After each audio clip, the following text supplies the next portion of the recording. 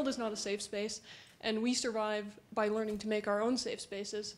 So if we as young people have universities creating safe spaces for us, how will we ever learn to carve out our own safe space in the world? Let's take that question to Ash Bhagwat. Great question.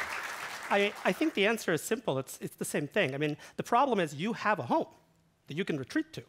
These students do not, and so they need, because they are surrounded by the university at all times, if the university says no, you're out of luck. What are you going to do? It's a special circumstance. Campuses are strange creatures because they are a mixture of many, many, many different things. And to treat them as a sort of a whole, as if they're sort of generic, I think is wrong. University, in my view, has an absolute right to help students create safe spaces of the sort that when they are adults off campus and have control over their lives more, they will do for themselves.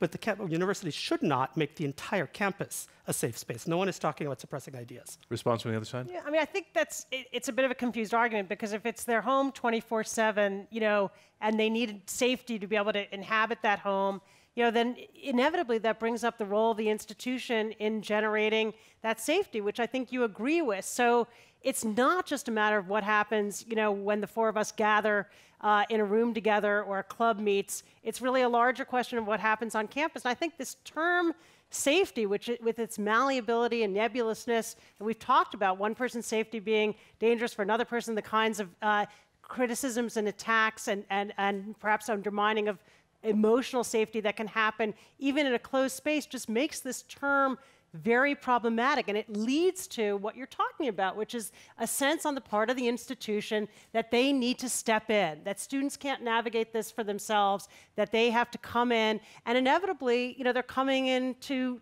suppress speech. I mean, and the concern of safety is being pitted against speech, and it opens the door to censorship. So that's why this term can be dangerous. We don't have to prove it's inherently dangerous. We just have to prove that it can be dangerous. Michael Roth.